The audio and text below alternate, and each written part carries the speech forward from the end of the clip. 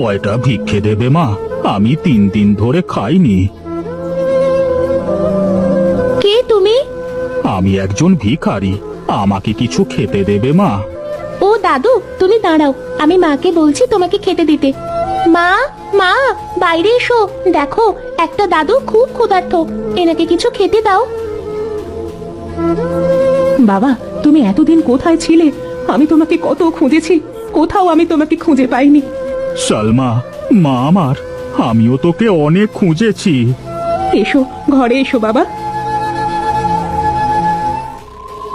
এই দাদুটা কে মা? তিনি হলেন তোমার দাদু, মানে আমার বাবা। কিন্তু দাদু ভিক্ষা করতে এসেছিল কেন? সে অনেক ঘটনা মা, আমাকে সব ঘটনা খুলে বলো, আমি শুনতে চাই। বেশ, শোনো তবে।